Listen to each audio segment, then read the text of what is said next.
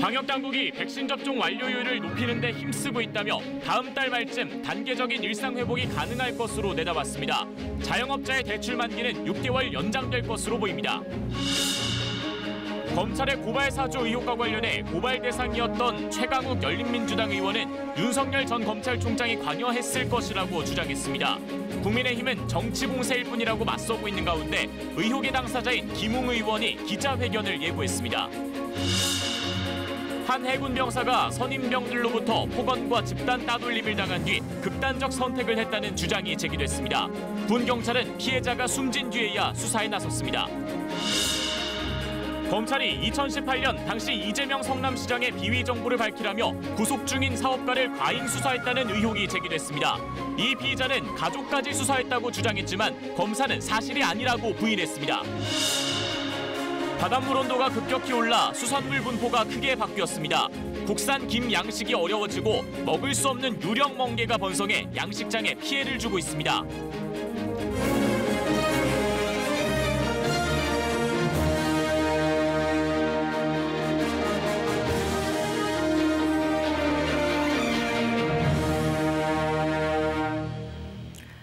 여러분 안녕하십니까? 코로나19 확진자 어제 1,597명 늘었습니다. KBS가 오늘 오후 6시까지 집계한 결과를 보면 다시 2,000명대로 올라설 가능성이 높습니다. 지금의 4차 유행이 이달 중순 정점을 찍고 감소할 거라고 정부는 내다보고 있는데 단계적 일상회복, 그러니까 코로나와 함께 사는 것에 대한 논의가 본격적으로 시작됐습니다. 정부 여론조사에서 우리 국민 4명 가운데 3명은 찬성한다고 했고 또 그 시기는 11월 말이 적절하다는 의견이 가장 많았습니다. 첫 소식 이지윤 기자입니다. 먼저 일상 속 코로나, 즉 위드 코로나로 전환해도 되는지 물었습니다. 찬성한다는 응답이 73%를 차지했습니다. 전환 시점으로는 11월 말이 절반 넘게 나왔습니다. 국민 70% 이상이 2차 접종을 완료한 시점입니다. 그 다음으로는 국민 70% 이상이 1차 접종을 마친 9월 말이라고 답했습니다. 일상 유지가 가능한 확진자 규모는 하루 평균 100명 미만이라는 응답이 가장 많았고 500명 미만도 30%에 육박했습니다. 사망자는 연평균 1,000명 이하가 돼야 일상 유지가 가능하다는 응답이 62%로 가장 많았는데 통상적인 계절 독감 수준인 연평균 5,000명 이하를 꼽은 응답자는 21%에 그쳤습니다. 정부는 단계적 일상 회복으로의 전환이 가능한 시점을 다음 달 말로 예측한다고 밝혔습니다. 추석 때까지 전 국민에 대한 70% 접종을 하게 되면 성인은 80%를 넘게 되는 그런 상황이어서 10월 말까지는 최대한 접종 완료하는 것을 목표로 진행하고 있습니다. 검토가 가능한 전제라고 판단하고 있습니다. 단계적 일상 회복이 점점 구체화되고 있는 가운데 수도권은 확산세가 다시 커지고 있습니다. 지난주 수도권 하루 평균 확진자 수는 전주보다 4% 가까이 늘었습니다. 특히 인구 10만 명당 수도권은 4.5명으로 비수도권 지역보다 2배 가까이 높습니다. 방역당국은 사적 모임 인원수가 늘고 영업시간이 늘어난 걸 방역 완화의 신호로 받아들이면 안 된다고 강조했습니다. 초중고 학생들의 등교 확대와 대학교 개강, 추석 연휴 준비를 위한 이동량 증가 등으로 다시 확진자가 증가할 가능성이. 또 추석 전까지 국민 70%가 1차 접종을 완료하더라도 거리두기 지침은 그대로 유지될 것이라고 밝혔습니다. KBS 뉴스 이지윤입니다. 네, 그동안 수급의 차질을 빚었던 모더나 백신이 오늘 밤 약속한 물량보다 더 많이 들어옵니다. 정부는 모더나와 화이자 백신 1차와 2차 맞는 간격을 조정하는 건 수급 상황을 좀 더 지켜보고 결정하겠다고 밝혔습니다. 황정호 기자입니다. 모더나사가 약속한 물량 중 일부가 오늘 밤 인천공항을 통해 들어옵니다. 물량은 139만 3천 회분으로 당초 5일까지 공급하기로 한 701만 회분보다 더 많아지게 됐습니다. 루마니아와의 협력을 통해 받기로 한 화이자와 모더나 백신도 내일 도착합니다. 추석 연휴 전 연휴까지 전 국민의 1차 접종 70% 목표 달성을 위해서는 장초에 저희가 예고했던 그런 물량보다는 좀 초과한 물량이라고. 일단 백신 수급 걱정은 덜었지만 6주로 늘어났던 접종 간격을 다시 당기려면 다음 달까지는 좀 더 지켜봐야 한다는 게 정부 판단입니다. 현재까지 도입된 백신 물량만으로는 판단이 어려운 상황이고요. 10월 달까지의 백신 수급 상황을 봐야 되기 때문에. 어제 하루 국내에서 1차와 2차 백신을 맞은 사람이 136만 4천여 명으로 예방접종 시작 이후 최다입니다. 1차 접종률은 인구 대비 60%를 넘어섰습니다. 16살에서 18살과 19살에서 24살 연령층의 백신 감염 예방 효과는 각각 98%와 92%가 넘는 것으로 나타났습니다.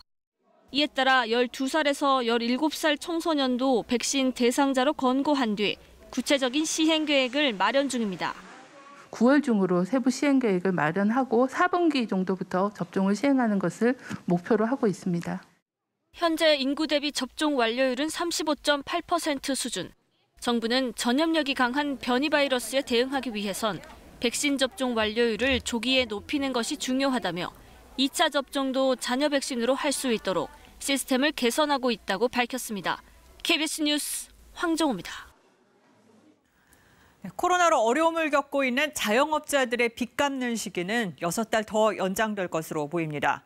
추석 연휴 전에 구체적인 방안이 나올 예정인데 뚜렷한 대안 없이 시간만 늘려주는 게 근본적인 해법이 아니라는 지적도 있습니다. 조정인 기자가 보도합니다. 거리두기 4단계 지역 밤 10시 영업 등 방역 수칙이 일부 완화됐지만 자영업자들의 반발은 여전합니다. 실제 장사인 별 도움이 안 된다는 불만 속에 내일 전국적인 차량 시위가 또 예고됐습니다. 지금의 방역 수칙은 더 이상 작동하지 않고 있음에도 계속 연장 그리고 결국에는 한 달 연장까지 지금 이르렀고요. 이 얘기는 곧 저희 사망 선고나 다름없죠. 영업 차질이 길어지면서 특히 빚을 내 가게를 운영해온 자영업자들의 부담은 더 커지고 있습니다. 결국 정부와 여당은 이번 달 말로 끝나는 소상공인과 중소기업 대출 만기 연장을 6개월 더 늘리는 쪽으로 가닥을 잡았습니다. 민주당 박완주 정책위의장은 대출 만기 연장과 이자 유예를 논의하고 있고 추석 전 구체적인 방안을 만들어 당정 차원에서 발표할 예정이라고 밝혔습니다. 문제는 기준금리 추가 인상이 예고된 상황에서 무작정 시간만 늦춰줄 경우 부실이 더 커질 수 있다는 점입니다. 이미 7월 말 기준 만기 연장된 대출은 209조 원을 넘었고 원금과 이자 상환 유예 규모도 11조 원이나 됩니다. 1년 전보다 3배 정도 늘었습니다. 영세 자영업자 소상공인에 대한 정책금융 지원을 늘린다든가 해서 또 상환 부담을 좀 줄여준다든가 해서 여러 가지 대책을 강구하고 있는데요. 금리가 점점 올라가면서 그러한 압박도 커지고 또 대책도 좀 더 보강이 돼야 되지 않는가. 금융당국은 이번 주 중소기업과 금융지주 회장들을 만나 세부 내용을 조정한 뒤 다음 주 구체적인 지원 내용을 발표할 계획입니다. KBS 뉴스 조정인입니다. 정치권으로 갑니다. 국민의힘 윤석열 후보의 검찰총장 시절 고발 사주 의혹이 최대 쟁점입니다. 이 고발장 작성과 전달 의혹의 또 다른 당사자죠. 김웅 국민의힘 의원이 내일 기자회견을 예고했습니다. 진상은 드러나지 않고 여야 공방만 길어지고 있습니다. 송락규 기자입니다. 지난해 4월 김웅 당시 미래통합당 후보가 당에 전달했다는 의혹을 받는 최강욱 열린민주당 의원에 대한 고발장이 실제 고발대 고발장과 사실상 판박이라는 어제 KBS 보도 이후 당사자 최 의원은 윤석열 전 검찰총장을 정면으로 겨냥했습니다. 고발을 사주하는 시초부터 마지막 기소 단계에 이르기까지 단계별로 모두 다 관여할 수 있는 사람은 검찰총장 한 명뿐이라는 것.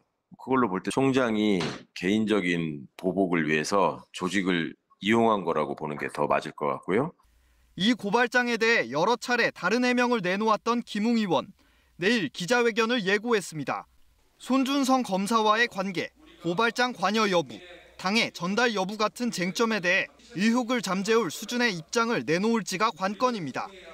진상이 드러나지 않은 채 길어지는 여야 간 공방에는 지난해 4월 당시 여야 당대표들도 가세했습니다. 3가지 정도의 공작을 하고 있다라는 제보를 받았었어요. 검찰에서 2개를 준비하고 있는 것 같다 했는데 그 2개가 하나는 이거였고 하나는 유시민. 검찰이 김웅에게 그런 내용은 제가 알지 못하는 내용이고 듣도 보도 못하는 말입니다. 또 우리 당에서도 받은 것이 없는 것으로 알고 있습니다.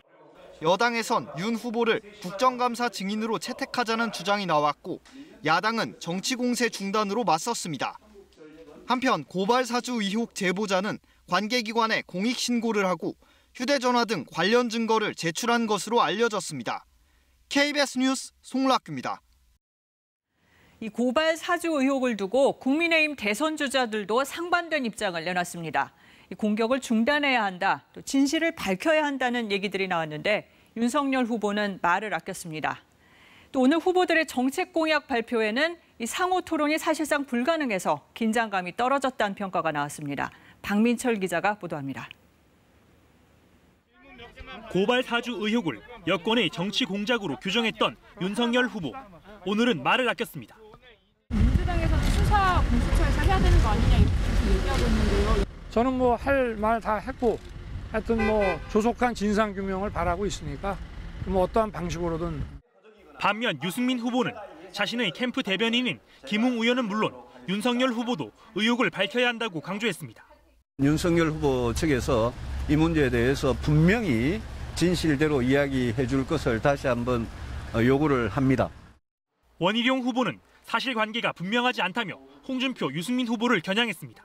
공격을 앞세우는 이런 모습에 대해서는 올바르지 않다고 생각하고요. 원팀 정신을 해치는 것이기 때문에 저는 당장 중단돼야 된다고 생각합니다. 첫 토론의 성격의 정책 발표회에선 후보들이 공약 3개씩을 제시했습니다. 윤석열 후보는 일자리 창출 방안을 내놨고 홍준표 후보는 개헌을 얘기했습니다.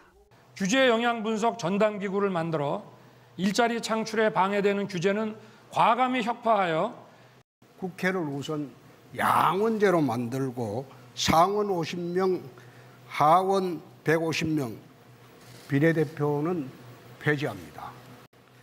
대통령은 4년 중임제로 하고 노동정책에 대해서는 분명한 시각이 드러나기도 했습니다. 귀족노조, 특권노조의 그늘에서 신음하는 90%의 노동자들에게 살만한 세상을 만들어 드리는 것입니다. 하지만 한 후보당 7분 발표를 하고 정해진 다른 후보 1명으로부터만 질문을 받다 보니 토론이라 하기에는 상당히 빈약했습니다. 일부 후보들은 깊이가 없다, 아쉽다는 반응을 내놨습니다. KBS 뉴스 박민철입니다. 민주당 이낙연 후보는 충청권 경선 패배의 충격 속에 하루 동안 숙고의 시간을 가진 뒤 오늘 다시 공개 일정에 나섰습니다. 네거티브 대신에 미래 전략에 더 집중하겠다고 했는데 호남에 승부수를 던질 걸로 보입니다. 노태영 기자가 보도합니다. 내심 박빙까지 기대했던 충청 지역 경선에서 크게 패배한 뒤 외부 일정을 취소했던 이낙연 후보. 오늘 예정이 없이 김대중 전 대통령 묘역을 찾았습니다. 힘들 때, 답을 찾고 싶을 때 찾는 곳이라 했습니다. 경선의 중대한 고비에 대통령님께 제 심경을 말씀드리고 가르침을 받고 싶었습니다. 한 달 남짓 남은 경선 기간 돌파구가 마땅치 않은 상황에서 후보도 캠프도 전략 수정을 검토하며 내린 결론은 미래에 집중하겠다는 것이었습니다. 정책과 메시지도 미래지향적인 것으로 집중하겠습니다. 네거티브 선거로 오해받을 만한 일은 저도 캠프도 하지 않을 것입니다. 2위 주자로서 1위 후보에 대한 견제가 네거티브로 인식됐다고 판단한 결과로 해석됩니다. 다시 이 후보가 신발끈을 고쳐맸지만 사실 이번 주 순회 경선 지역인 대구, 경북, 강원 지역은 이낙연 후보 우세 지역이 아닙니다. 그래서 후보와 캠프의 시선은 이미 호남으로 향하고 있습니다. 이 후보는 내일 광주, 전남 지역을 찾아 호남권 공약을 내놓습니다. 캠프 관계자는 호남에서 반전이 가능하고 호남에서 승부를 내야 한다. 호남에 올인할 수밖에 없다고 강조했습니다. 민주당 정통성의 상징이자 권리당원 비중이 30%에 육박하는 호남에 승부수를 띄우는 모양새입니다. 1위 이재명 후보가 과반 굳히기를 시도하는 가운데 정세균 후보는 이낙연 후보와 단일화는 없다고 다시 한번 선을 그었고 박용진 후보도 경선 완주 방침을 분명히 했습니다. KBS 뉴스 노태영입니다. 군 병사가 극단적 선택을 하는 일이 또 발생했습니다. 이 가족들은 선임병들의 폭언과 집단 따돌림 때문이라고 주장하고 있는데요. 이번에도 군 당국의 후속 조치에 문제가 있었다는 지적이 나옵니다. 홍진아 기자가 보도합니다. 지난 6월 휴가 나온 정모 일병이 자택에서 숨진 채 발견됐습니다. 유족들은 정일병이 부대 선임병들의 폭언과 집단 따돌림을 견디다 못해 극단적 선택을 했다고 말했습니다. 지난 2월 함정에 배속된 지 열흘 만에 아버지가 사고를 당해 정일병이 2주간 청원 휴가를 나갔는데 복귀한 뒤부터 괴롭힘이 시작됐다고 합니다. 빨려고 군대 왔냐고 그러면서 군지를 모르는 거죠, 애를. 제가 어떻게 했으면 좋겠냐고, 제가 죽었으면 좋겠냐고 너 뒤져버리면 재밌겠다. 갑판병이었던 정일병이 근무 중 실수를 하자 선임병 2명이 가슴과 머리를 밀쳐 넘어뜨렸다는 주장도 제기됐습니다. 이날 정일병은 함장에게 피해를 신고했습니다. 하지만 완전한 분리 조치가 이뤄지지 않았고 함 내에서 가해 선임병들과 계속 마주쳐야 했다고 합니다. 밖에 나갈 수가 없고 사람들이 갑판에서 또 내 형보네 그러더라고요. 갑판에서 또 내 이야기 한다. 열흘 뒤 정일병은 자해를 시도했고 이후 공황 장애 증상을 보이며 기절한 채 발견되기도 했습니다. 정일병은 살기 위해 수차례 함장 등 지휘관에게 SOS를 보냈다. 그러나 이들은 정일병을 방치했고 피해 발생 20여일이 지나서야 배에서 내린 정일병은 2달간 입원 치료를 받기도 했습니다. 정일병이 숨진 뒤 해군 군사경찰은 수사에 착수했지만 함장 등 간부들은 7월 청해부대 파병을 나가면서 수사는 지지부진한 상태입니다. 해군은 사망 원인과 유가족이 제기한 병영 부조리 등에 대해 수사 중이라고 밝혔습니다. KBS 뉴스 홍진아입니다. 네, 이어서 성추행 피해 공군 부사관 사망 사건 수사 속보입니다. 군 검찰 수사심의위원회가 부실 초동 수사 의혹이 제기된 관련자들에 대해 불기소 의견을 권고하고 활동을 마쳤습니다. 신뢰성을 높이겠다며 군이 처음 만든 수사심의위가 한계를 드러냈다는 지적도 나옵니다. 조빈나 기자입니다. 군검찰 수사심의위원회가 전익수 공군 법무실장을 재판에 넘기지 말라고 권고했습니다. 성추행 피해 공군 이모 중사 사망 사건에서 군 검찰 수사의 지휘와 감독 직무를 유기한 혐의로 입건됐지만 수사심의위는 다른 결정을 한 겁니다. 역시 직무유기 혐의를 받는 공군 고등검찰부장과 20비행단 군검사에 대해서도 불기소로 의결하고 대신 징계를 권고했습니다. 군 관계자는 잘못이 없다고 볼 수는 없지만 기존 판례로 볼 때 직무유기죄가 성립하기 어렵다는 점을 고려한 것 같다고 설명했습니다. 특임 군검사팀이 혐의 입증에 사실상 실패한 셈입니다. 국방부 검찰단이 불기소 권고를 따른다면 부실 초동 수사 의혹을 받은 관련자 중 아무도 형사처벌을 받지 않게 됩니다. 군이 처음 시도한 민간 자문기구인 수사심의위가 한계를 드러냈다는 지적도 나옵니다. 한 심의위원은 민간위원이 진상조사부터 참여하는 대검찰청 수사심의위와 달리 조사는 군검찰이 다 하고 결과도 원하는 대로 다 볼 수도 없었다면서 수사가 어디까지 됐는지도 몰랐다고 토로했습니다. 또 다른 위원은 민간위원끼리도 시각이 달라 여러 가지 한계가 있었다고 말했고 정황은 충분했지만 법리상 형사처벌이 어려운 경우가 있었다는 지적도 나왔습니다. 고 이중사 유족은 이달 발표될 최종 수사 결과를 보고 공식 입장을 낼 방침입니다. 오늘 성추행 가해자 재판에 증인으로 출석한 이중사 어머니는 딸의 억울함을 호소하며 절규하다 실신하기도 했습니다. KBS 뉴스 조빈나입니다. 네, 지금부터는 검찰이 유력 정치인의 비위 사실을 털어놓으라며 한 피의자를 과잉 수사했다는 의혹에 대해 지난 몇 달 동안 집중 취재한 내용 전해드리겠습니다.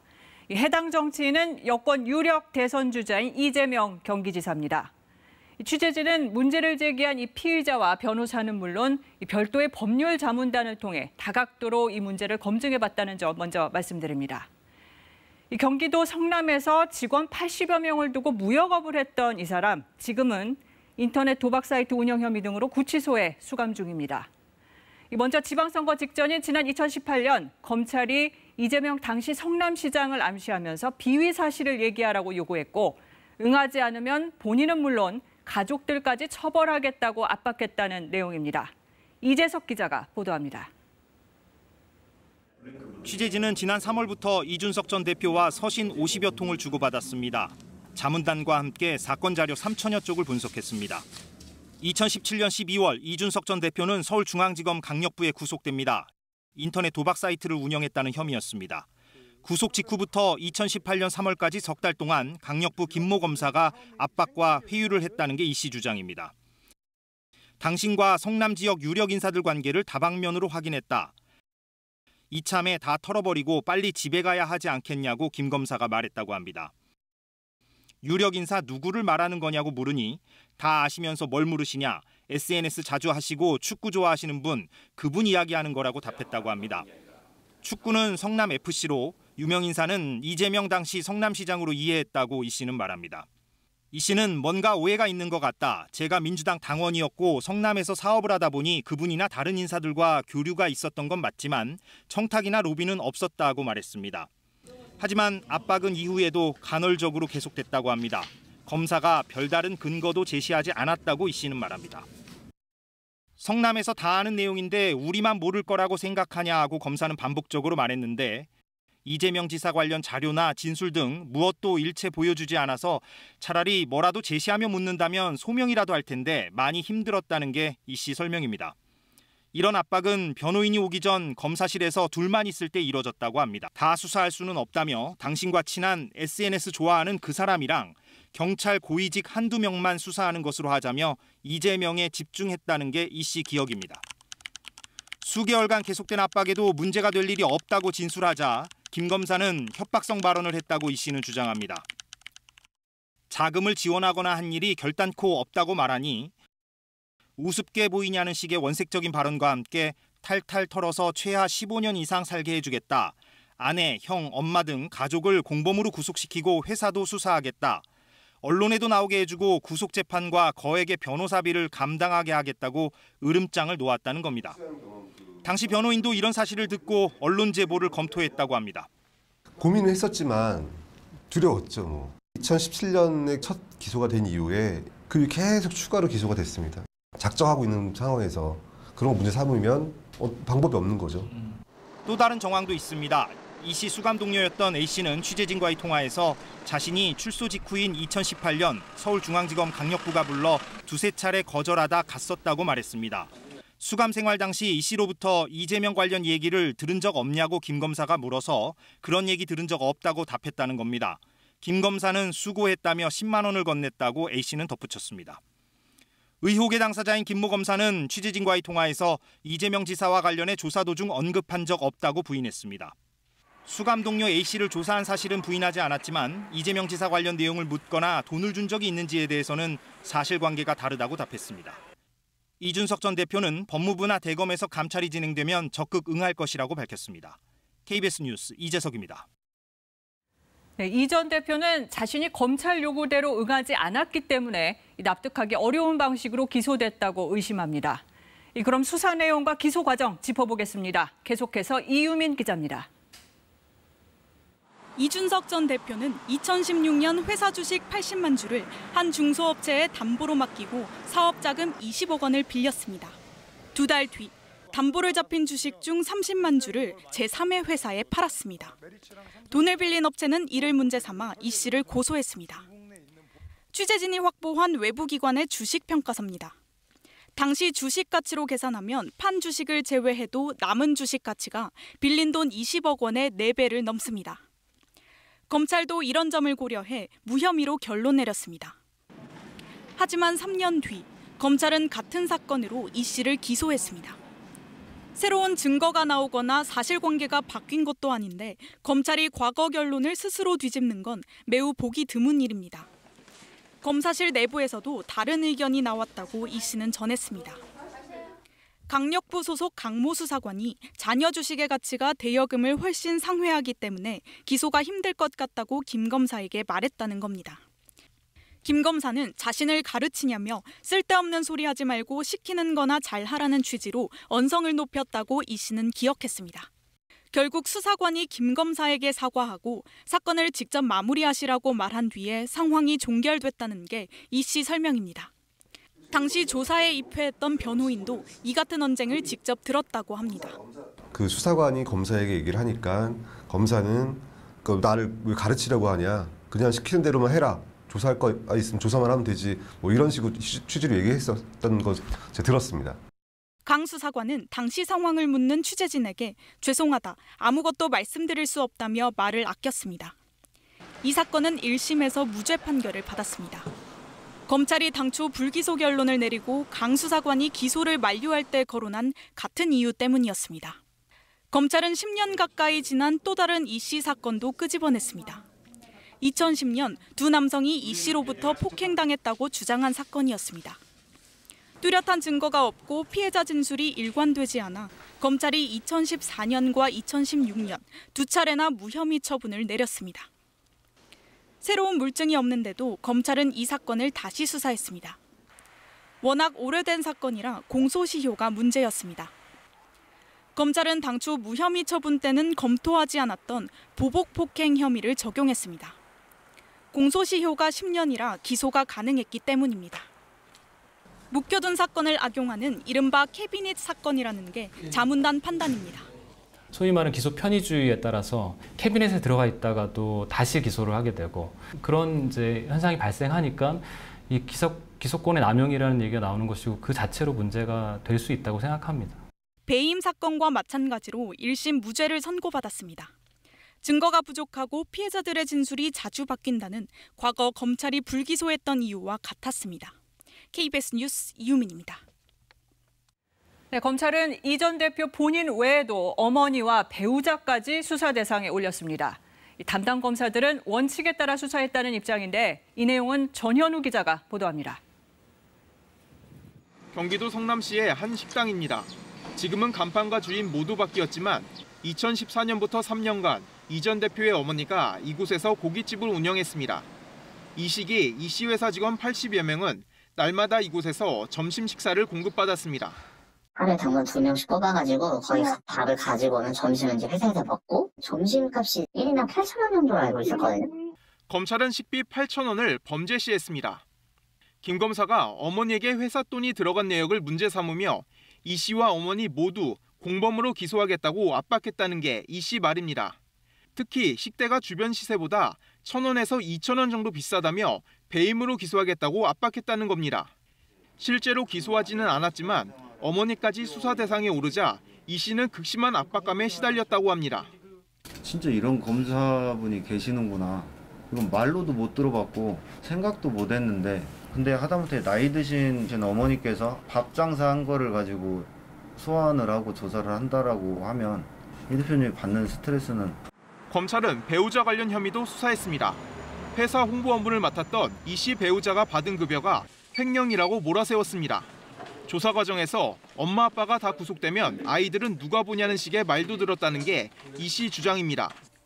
검찰은 배우자 급여를 횡령으로 보고 이 씨를 기소했습니다. 회사 직원들이 법정에서 배우자가 정당한 업무를 했다고 증언해 이 부분이 무죄가 선고됐습니다.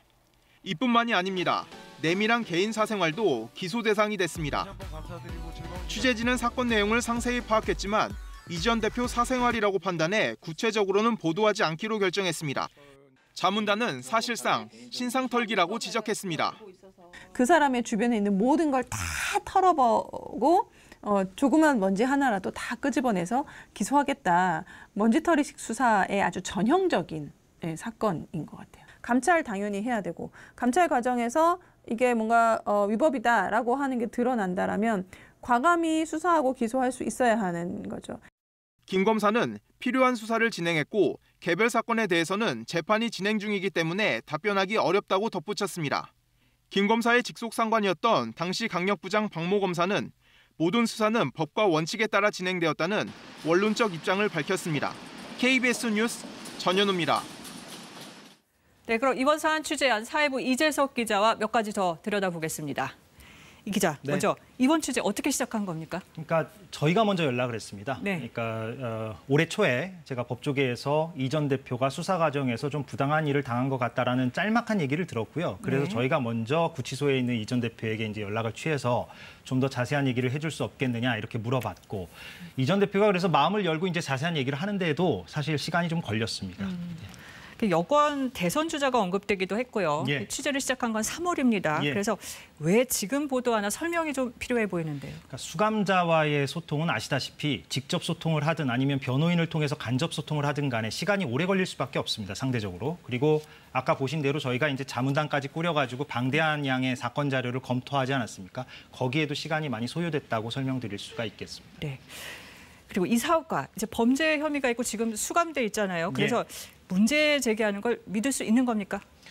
저희와 함께 이 사건 전반을 들여다본 변호사들은 충분히 개연성이 있다 이렇게 판단을 하고 있습니다. 네. 왜냐하면 앞서 이제 보신 내용이긴 합니다만 이 전 대표가 얘기하는 그 일화들이 매우 구체적이고 일관성이 있다는 점이 하나가 있겠고요. 네. 또 그 수감 동료 A 씨가 출소 직후에 이제 강력부가 불러서 갔더니만 이재명 관련해서 질문을 하고 수고비로 10만 원 줬다 이렇게 얘기하지 않았습니까?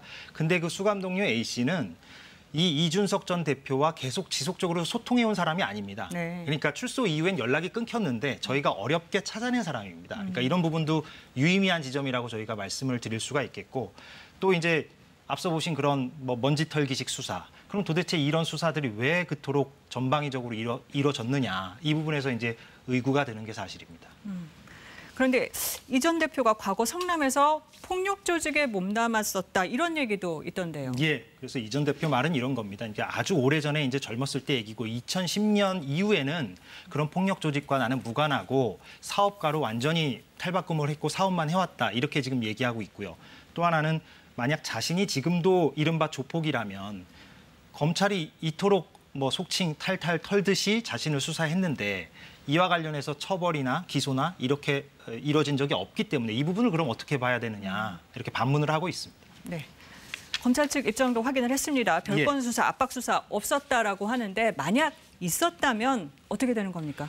법적으로 이제 문제가 됩니다. 그러니까 저희 자문단의 말에 따르면은 이제 강요죄 그리고 직권남용죄 이런 게 이제 성립할 수 있다라고 얘기하는데 네. 법리적 이론적으로 그런 거고 실제로 검찰이 자기 식구를 수사 과정에서의 문제점 때문에 강요나 직권남용으로 이제 기소한 적은 사실상 없다고 봐야 될 것 같고요. 그래서 이 전 대표도 지금 감찰에 적극 응하겠다고 하는 입장인 만큼 법무부나 대검에서 감찰이 진행되어야 할 것으로 보입니다. 네.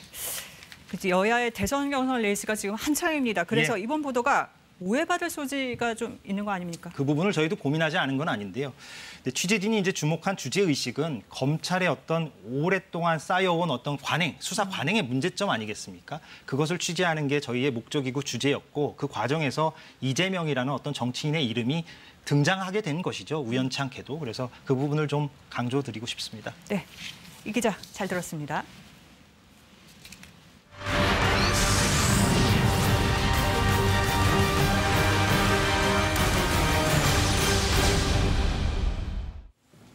네, KBS 취재진의 수중 탐사로 본 바다 온난화 실태 어제에 이어 이틀 연속 보도합니다. 이 바다 수온이 1.23도 상승하면서 우리 바다의 풍경은 물론 어종 분포도 크게 바꿔놨습니다. 방어는 제주도에서 동해로, 이 갈치는 남해에서 서해로 털을 옮겼고 그 자리에는 아열대성 어종이 차지했습니다. 2100년까지 우리 바다가 6도 이상 오를 것이란 분석도 나왔습니다. 우리 바다의 수산물 지도가 통째로 바뀌게 되는 건데 문제는 없을까요? 먼저 김덕훈 기자가 보도합니다. 지난해 수출 규모만 6,900억 원어치, 1등 한류식품 김입니다. 늦가을부터 양식을 시작해 이듬해 3월까지 여러 차례 수확하며 명품 김을 만들어냅니다. 그런데 이런 김 양식도 날로 뜨거워지는 우리 바다에서 머지않아 사라질 수 있습니다.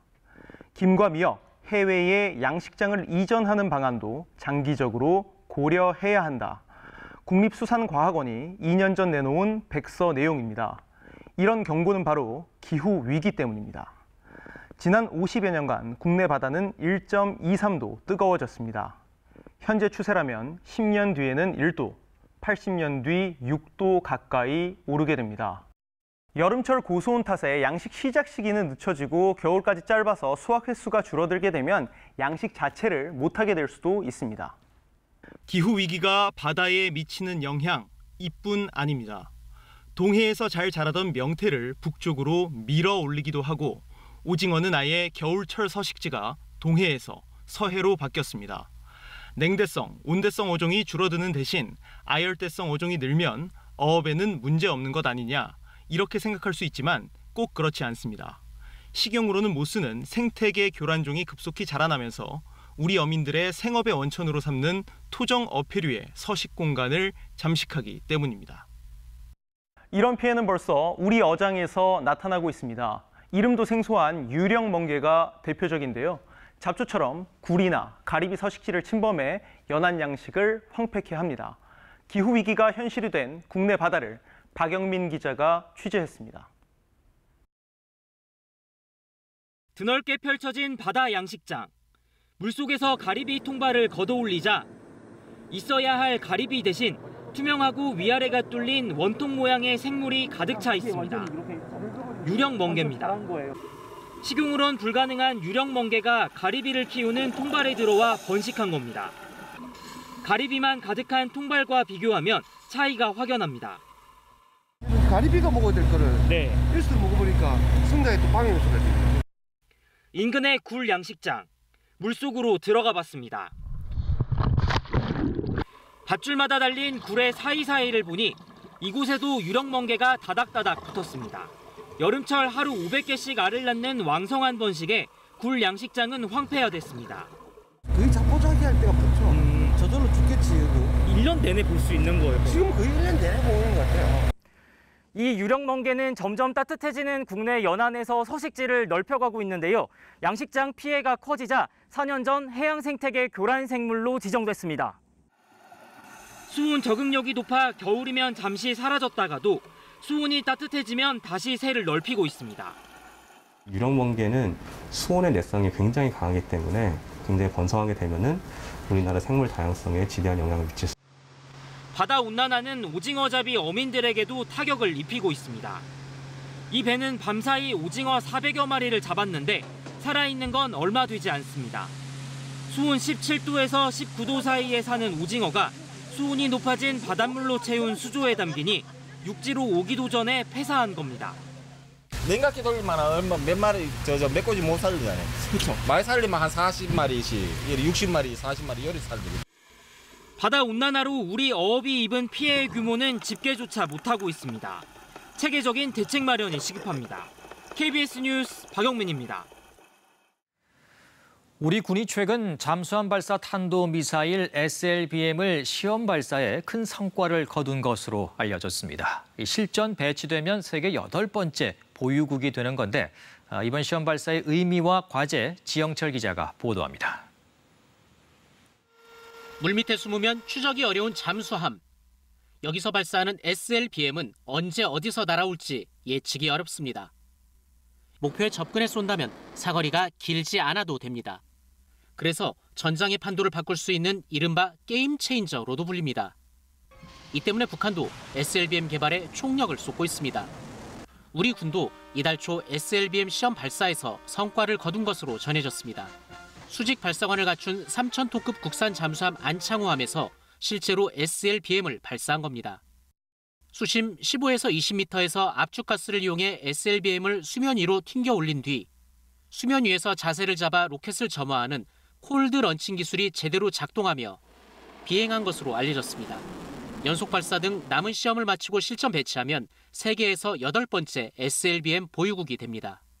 주변의 잠재적 위협에 대해 상당한 억지력을 갖게 되는 거라 군은 극도로 말을 아끼고 있습니다.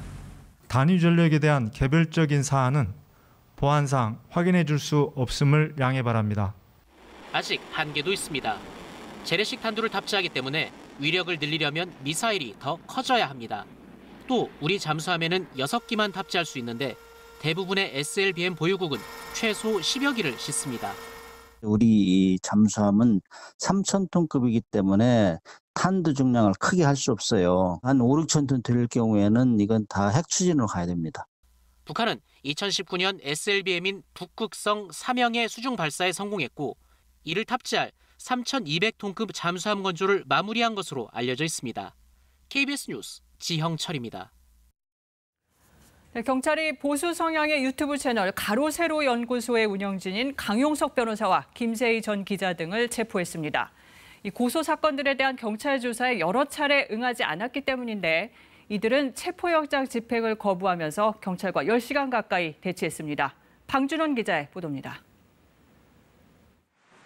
서울 한 아파트로 경찰들이 들어가고 아파트 출입문을 강제로 열기 위해 소방대원들도 진입합니다. 잠시 뒤 유튜브 채널 가로세로 연구소 대표인 김세의 씨가 체포돼 나옵니다. 너무나 황당한데 이거 보면 조국의 딸 그리고 이인영의 아들에 대해서 의혹을 제기한 방송에 잠깐 내가 말할 기회도 없어요. 아니 말 안 끊었어요. 오늘 오전 10시쯤 경찰은 김 씨 집을 찾았습니다. 김 씨에게 조사를 받으러 나오라고 여러 차례 요구했지만 응하지 않자 법원에서 체포영장을 받아 집행에 나선 겁니다. 비슷한 시각 경찰은 강용석 변호사의 집도 찾아갔습니다. 강용석, 김세희 두 사람 모두 체포영장 집행이 부당하다며 경찰과 10시간 가까이 대치했습니다. 이들과 함께 고소당한 유튜버 김용호 씨는 오늘 오전 자신의 집 앞에서 체포됐습니다. 경찰은 강용석 변호사와 김세희 대표, 유튜버 김용호 씨에 대해 사이버 명예훼손과 모욕 등의 혐의로 10여 건의 고소고발이 접수됐다고 밝혔습니다. 10차례 넘게 출석을 요구했지만 응하지 않아 체포영장을 집행했다고 설명했습니다. 경찰은 신병을 확보한 3명을 내일 오전부터 본격적으로 조사할 계획이라고 밝혔습니다. KBS 뉴스 방준원입니다. 내부 정보를 악용하는 것도 모자라 친인척 또 부동산 업자와 법인까지 만들어 투기한 LH 직원들이 잇따라 구속됐습니다. 이들은 혐의를 인정하지도 또 제대로 진술하지도 않았다는데 김용덕 기자가 취재했습니다. 경기도 성남 신흥동의 한 주택가. LH 직원 A씨가 2016년부터 2020년까지 오피스텔 등 수십 채를 사들인 곳입니다. 당시 지자체와 LH가 재개발을 검토하던 곳이었는데 A씨 본인이 업무 관련자였습니다. 부동산업자 2명을 끌어들여 부동산을 개업하고 투기를 한 것도 모자라 LH 직원 9명에게도 정보를 공유했습니다. 경찰 수사 결과 드러난 투기 부동산만 43채, 현재 244억 원으로 올라 150억 원의 차익을 본 것으로 추정됩니다. 현재 해당 인원들에 대해서 직무 배제 조치가 완료되었고 수사 결과에 따라 징계가 확정될 예정입니다. 경찰은 A씨와 부동산업자 등 3명을 구속하고 부동산에 대해 기소 전 몰수보전 신청을 했습니다. 비슷한 일은 전주에서도 벌어졌습니다. 경기도 광명 부동산 투기 혐의로 지난 4월 구속된 LH 직원 B씨의 친인척이 관리한 골프 연습장. 그분한테 주세요. 이야기 알겠습니다. 그래서 압수수색 했고 압수수색 거기서 입수하면 나올 건데.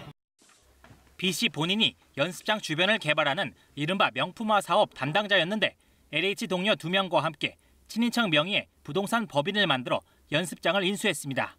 취득 금액은 49억 원, 현재 가치는 168억 원으로 추정됩니다. 경찰은 이미 구속된 B씨 외에 LH 직원 2명과 친인척 1명을 구속하고 역시 기소 전 몰수보전 조치했습니다.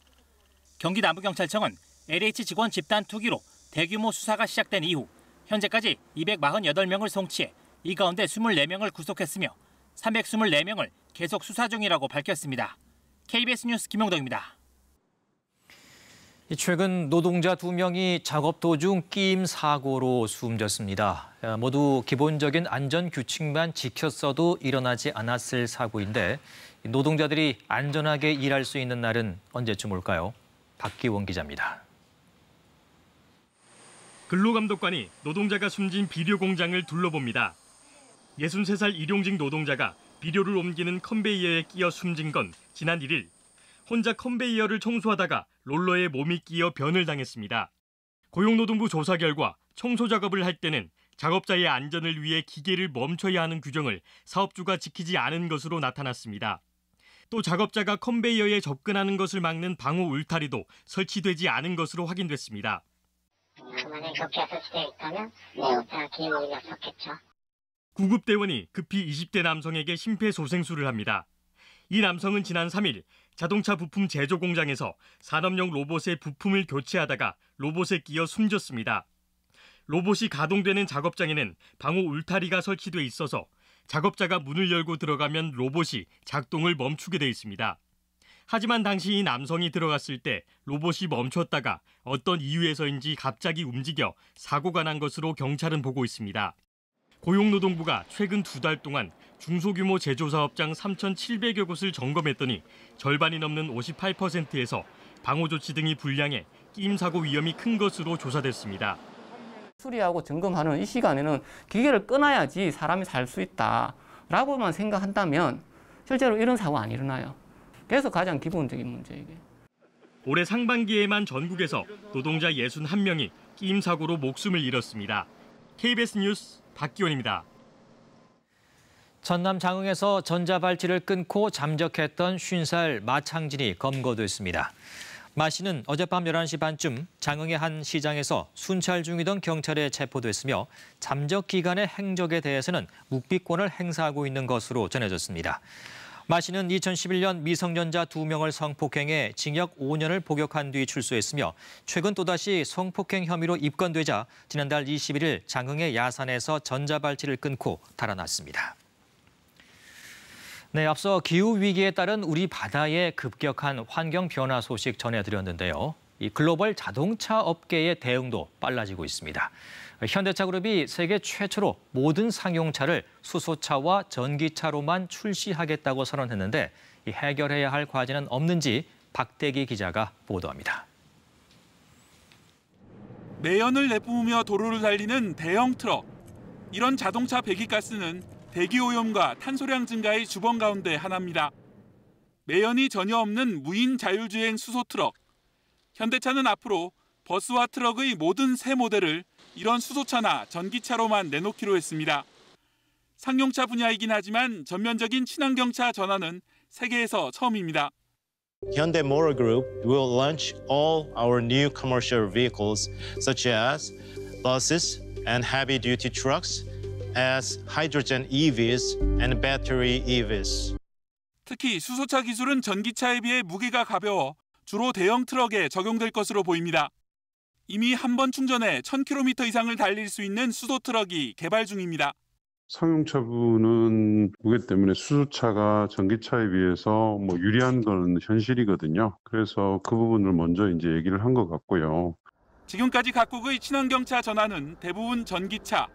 벤츠는 4년 뒤부터 모든 신차를 전기차로 출시하기로 했고 볼보도 4년 뒤 전기차와 하이브리드 차만 판매하겠다고 선언했습니다. 이런 가운데 국내 업체가 수소차 분야로 승부수를 던진 셈입니다. 그러나 부족한 수소 충전소 확보와 안전성 등 해결해야 할 과제도 적지 않습니다. 위험이 있다는 사실은 우리가 강릉 폭발 사고에서 직접 경험한 일입니다. 안전을 확보할 수 있는 확실한 기술 개발이 선행되어야. 이 같은 수소 산업의 문제점을 해결하고 수소 경제를 활성화하기 위해 내일은 국내 10개의 대기업이 모여 수소기업 협의체를 발족합니다. KBS 뉴스 박대기입니다.